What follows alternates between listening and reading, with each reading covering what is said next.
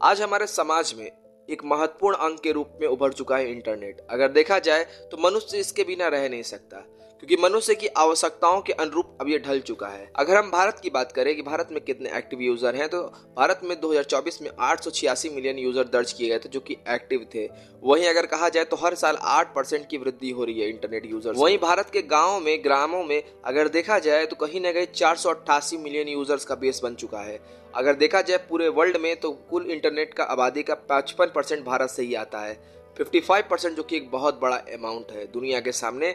और हम इस बात को तो भाई मानना पड़ेगा कि भारत ने कुछ ना कुछ किया है। अभी जो मैंने आपको खबर समझाई है, यानी इंटरनेट यूजर्स का बेस समझाया है, वो आपको इस खबर को समझने में और ज़्यादा आसान कर देगा।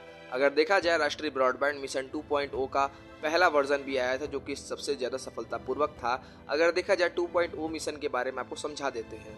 सबसे पहली बात है, ब्रॉडबैंड का मतलब समझ लीजिए। ब्रॉडबैंड जो शब्द है ये आमतौर पर इंटरनेट के हाई स्पीड के लिए पर्याय माना जाता है। राष्ट्रीय ब्रॉडबैंड मिशन का अभी तो सिर्फ दस्तावेज लॉन्च हुआ है। इस दस्तावेज के अंदर लिखा गया था ग्रामीण क्षेत्रों में बेहतर इंटरनेट कनेक्शन के लिए बुनियादी ढांचे पर जोर दिया जाएगा।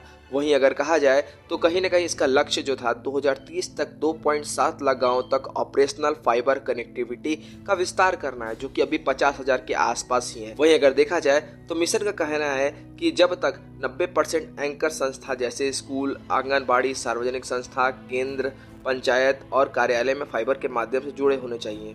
अब ये फाइबर शब्द होता क्या है असल में? अगर देखा जाए तो जो फाइबर है, यानी इसको हम ऑप्टिकल फाइबर कहते हैं, ये मानव के बाल के बराबर होता है। अगर देखा जाए तो इसमें कोई भी डाटा आप देखोगे तो बहुत तेजी सर्कुलेट होता है। इस दस्तावेज को लॉन्च करने का काम ज्योतिराज सिंधिया ने किया था।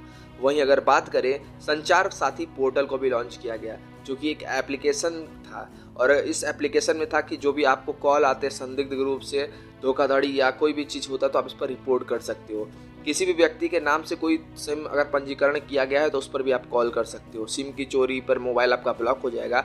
यानी कहने का मतलब ये है कि पूरा जोर दिया गया है कि इस राष्ट्रीय ब्रॉडबैंड मिशन 2.0 में 2.7 लाख गाँवों को जोड़ा जाए। उम्मीद करते हैं कि आपको समझ में आया होगा हमारा ये क्लास। अगर आपको अच्छा लगा तो लाइक, सब्सक्राइब एंड शेयर करना है। दोस्तों को भी जरूर शेयर करिएगा। और हम अगले मिलते हैं अगले न्यूज़ के साथ। जय हिंद, जय भारत, वंदे मातरम।